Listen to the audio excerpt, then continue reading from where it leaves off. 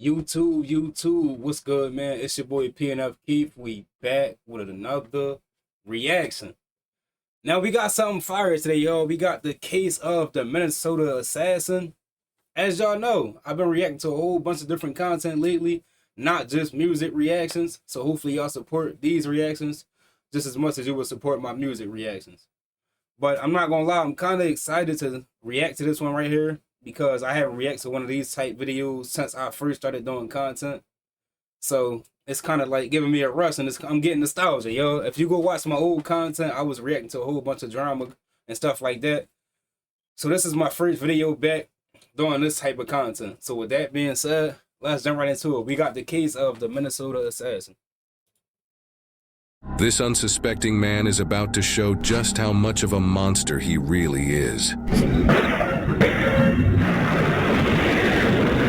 On September 12th, 2021, this man, 38-year-old Antoine Suggs, assassinated 4 innocent people in the middle of the night.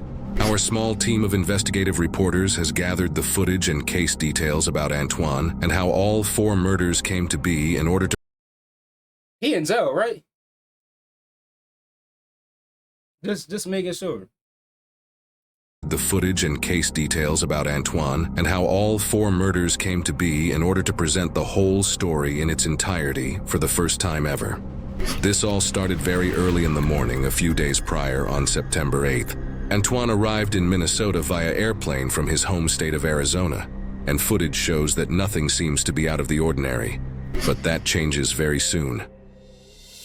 Antoine is picked up by an unknown person and leaves the airport with them. A few days later, on September 11th, late at night, Antoine revisits the airport in a new luxury Mercedes SUV. Later investigations report that this car was recently loaned to Antoine. It is unknown whether or not Antoine is connected to a larger organized crime group. While it's a logical hypothesis considering the value of this luxury car Antoine is now driving, we have yet to unfold the full story of this case, as it is only just heating up. We don't know why Antoine revisited the airport, but the surveillance footage gives us a glimpse at his passenger, who bears a striking resemblance to one of his future murder victims, Nitosha Lee Flug Presley. If the passenger is indeed Nitosha, then this was one of the last images showing her alive. According to a complaint filed by an anonymous person, a witness said they saw Antoine and Nitosha taking shots together at a bar just hours after he left the airport. Records also show that Nitosha's aunt told investigators that Antoine and Nitosha were romantically involved. And then people be leaving so much evidence behind. You already messed up. You was already seen with her multiple times at a bar inside this car. Why even commit the crime? People be, I don't know. I don't understand people, bro. The world is all over the place. Show that Nitosha's aunt told investigators that Antoine and Nitosha were romantically involved. Putting all this information together, it's becoming more and more likely that this passenger is indeed Nitosha. After a night of drinking, it is believed that Antoine and Nitosha went to a residence in St. Paul, where they spent time with 3 other people who would soon become Antoine's other 3 future murder victims. They were Lois Foreman III, Matthew Pettis, and Jasmine Sturm. Just hours later that same night, now the very early morning of September 12th, surveillance footage caught this altercation sometime around 3:30 a.m. in St. Paul, Minnesota.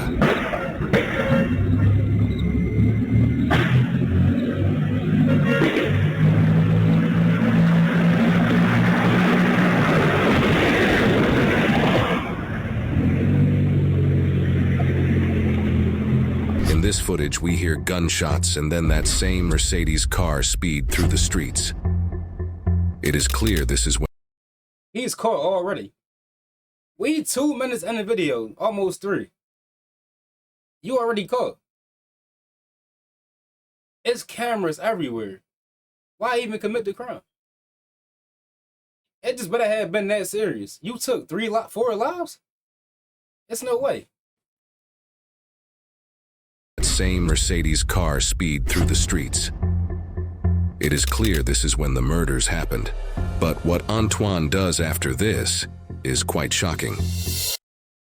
On on the same day around 10 a.m. After driving around for many hours trying to figure out what to do with the dead bodies, Antoine decided that he needed help hiding the bodies. So he makes plans to meet up with his father, 56-year-old Darren Osborne, at a gas station during the day. Antoine's plan was to have his father follow him into western Wisconsin to a cornfield where they would find an inconspicuous place to dump the car with the bodies in it. Osborne later told officers that he had no idea at this point there were bodies in Antoine's car. On the way to meet with his father, Antoine stops at a different gas station than the one planned for the meetup spot. In this disturbing surveillance footage that shows this particular stop, you can even see one of the deceased victims in the passenger seat, limp and showing no signs of life. And while those bodies are in the car,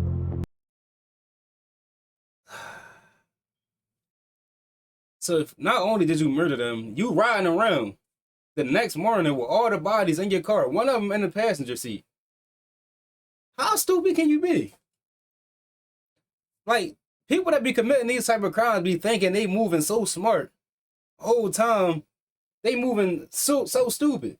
Why are you riding around with the bodies in the car? You asking to go to jail. You might as well say, hello, 911. Yeah, I just took 3-4 lives. Come lock me up. They all in the car with me. Like, what's the point? Limp and showing no signs of life. And while those bodies are in the car, Antoine is inside the gas station, paying for his gas just like it's another normal day. Antoine continued traveling to the meetup spot, moving from St. Paul, Minnesota to Dunn County, Wisconsin. This time, stopping at the originally planned gas station. We see him and his father convene at the gas station and they speak a bit before driving away. It is presumed Antoine had now moved the body out of the front passenger seat, considering his father would have clearly noticed a deceased human being sitting in the car. That is, Antoine's father is telling the truth. Again, at this point, according to the father, he did not know what Antoine was up to. However, it is reported that Antoine allegedly confessed to his father, soon after the meetup, that he had snapped and shot the victims.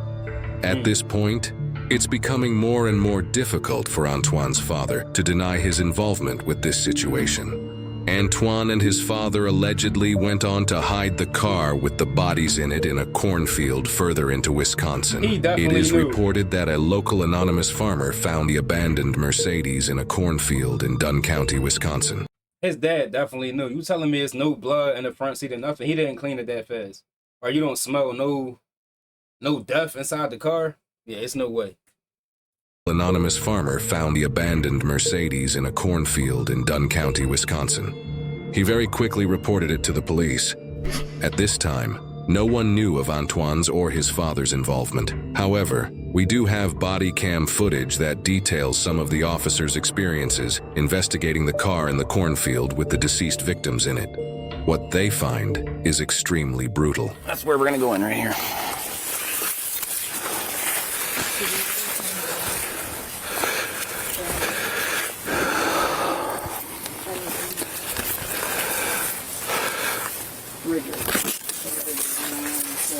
Yeah, we can do something. Just for... We did open the back door. If you need to open the back door. Do we know if that one in the back on the far right is male or female? Do you know? The one on the far back? The behind the driver? I thought it was a female. So they were stiff when you moved? He didn't cover or trace his tracks at all. The whole thing was just sloppy. Then you hit it inside the cornfield. There's cameras everywhere. They seen you driving everywhere. Yeah, his whole plan was just, it was doomed from the jump. Like I said, he was better off just calling the cops himself. The behind the driver? I thought it was a female.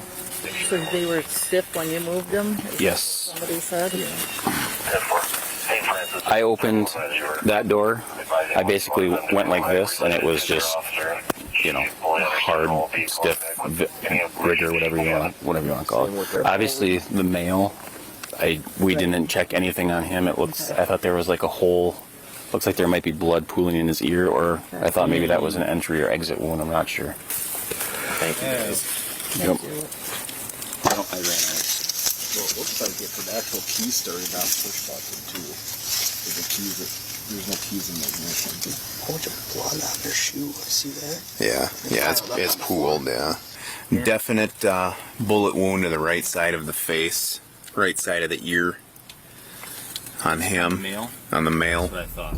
These That's a lot of officers are blood. taking careful note of entry and exit wound details for a very important reason. This detail alone is extremely helpful in determining if the murders were committed with intent. Then how can you even ride around with that in your car with you? 4 dead bodies in your car? You gotta be some type of sick maniac or psycho in your head to be able to even stomach that. All this blood just pouring everywhere and you riding around with the bodies? Nah. This detail alone is extremely helpful in determining if the murders were committed with intent or in self-defense. I mean, that looks like an entrance wound right there. It didn't look like an exit wound to me. I'm guessing she got shot in the body, though. Yeah, there's blood on her left arm and on her right, and it's old. Watch your right shoulder now. Yep.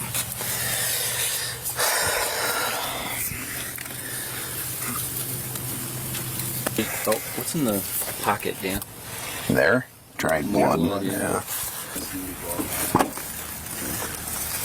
Oh, yeah, it's dripping right now. Oh, yeah. Male. And shot wound to the head. Right, yep.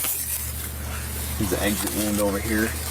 See on the front seat, Yeah. right below, right where the shoulder rest is, that white stuff, is that brain matter or skull particulates? Hard to say. That's wild, man. Cause she wearing her seatbelt still. No, I couldn't tell if it was just I think they put it behind her. behind her. Just probably so that it wouldn't beep. Because the weight's in there, so it'd beep. I want to know where the gunshot wound is on this other gal. How do you have exit wounds? And they're I don't know how they be so calm. I mean, I guess because they seen like hundreds of bodies or and thousands of bodies already dead before the cops.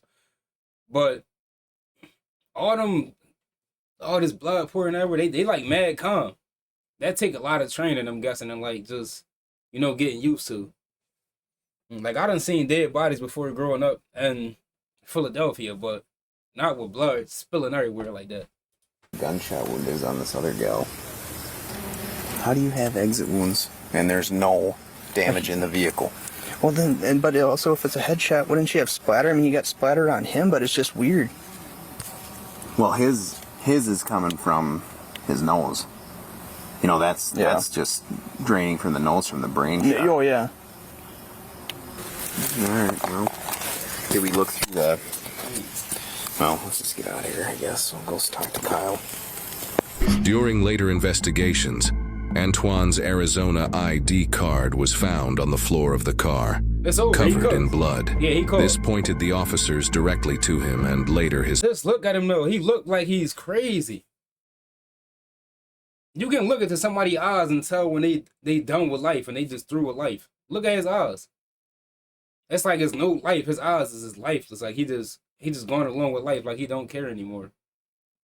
Yeah, he's cooked. Then he left his ID. That was the final piece they needed. covered in blood.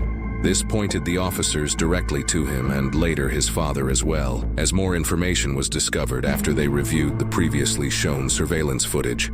Officers arrested Antoine's father first, and then charged Antoine with 4 counts of hiding a corpse. Antoine, now back in Arizona, turned himself in to the Arizona authorities. Antoine would now be brought back to St. Paul, Minnesota, the city where he committed the murders. This is where his dramatic legal trial would take place. Over the course of the next few days of Antoine's trial, he claimed, incredulously, that he acted in self-defense in the killing and transporting of the 4 victims, which the prosecutors stated that they find improbable. Antoine has had a lengthy history of breaking the law, including multiple instances of unlawful possession of a firearm. Yeah, he already cooked. You got all these misdemeanors already on your record. You think they're going to believe that was self-defense? And then if it was self-defense, why not just call and turn yourself in? At least that'll look better. Instead of you running and then trying to hide the bodies, that's how you know it wasn't self-defense. I mean, innocent until proven guilty, but that just looked guilty. Breaking the law, including multiple instances of unlawful possession of a firearm. possession of marijuana in a vehicle, driving with a suspended license, and much more. Even though Antoine had never racked up any charges nearly as serious as murder, this made it quite clear that Antoine is no stranger to criminal activity. During the trial, Antoine never gave any reason other than self-defense. He said the 4 victims were attempting to rob him, claiming he was the victim in this situation. However, going back to what the police learned about the entry and exit wounds of the bullets in the bodies, it's obvious this is definitely not a case of self-defense. Even though no one believed Antoine's excuse, he still gave no other reason as to why he did this. So we may never know his true motive behind murdering the 4 innocent victims. The jurors, after 6 hours of deliberation, decided that Antoine was found guilty on all 4 counts of second-degree intentional murder and was sentenced to 103 years in prison. His father, Darren... 103 years? Just say life. I feel like the judge be saying that because they want you to feel that, like 103 years. He already looked like he 30-ish, in his 30s already, yeah. Your life is over. Anything over 20 years, that's life. Time gonna keep moving, buddy. He deserved all 103 of them years. If it wasn't actually self-defense. That's insane. 103. I might pass out here 103 years. Murder, and was sentenced to 103 years in prison. His father, Darren Osborne, was charged with 1 count of aiding an offender. After pleading guilty, he was sentenced to 5 years in prison. These are the jury verdicts that show Antoine being found guilty on all 4 counts of murder. Judge Japal Harris, the judge who sentenced Antoine, told him this: "Each one of these individuals deserves that you serve time for each one of them. What do you believe could have possibly been Antoine's motive for killing these 4 innocent people? Let us know what you think." Damn, that was insane. I can't lie, that was insane. That was one of the more crazier videos I ever watched. That was wild. What y'all think he murdered them for? I think it was actually self-defense. Something caused him to snap and kill them. And then you got your, that's what people, you got your dad involved. People be doing stupid shit and getting other people involved in it. If you're going to do something stupid, keep it to yourself. Stop getting other people involved. Then y'all got the nerve to blame another person for your problems. Now you got your dad 5 years in jail because you want to murder 4 people and call his phone. And then knowing he your dad, he obviously going to help you. He can't say no to his kid. He could, but I'm sure it's hard as a parent to say no to your kid. No, that's insane. What y'all think he murdered them for? Y'all let me know in the comments, and also recommend some more videos like this y'all would like me to react to. I definitely enjoy it. I ain't gonna say enjoy it, but this is definitely something I don't mind reacting to in the future, like this type of content. So definitely recommend some more of this in the comments. Drop the links below. Text my Instagram, DM, whatever. I'll definitely respond. I'm gonna react to it, y'all. That was the case of the Minnesota assassin. He's definitely an assassin, and he definitely deserved all 103 of them years. He should have got 100 years for each victim, honestly, 403 years. But you know, the law is the law. Also, if you're new to the channel, leave a like, comment, subscribe. Come back for more content like this. Reactions, all type of dope lit content. Come back for it. Recommend some content you want to see on the channel. Don't forget to subscribe. Leave a like and comment. Much love to everybody who joined and watched my video. I appreciate every single one of y'all. The support means a lot. We on the road to 10K subs, guys. We're going to be there in no time. Peace.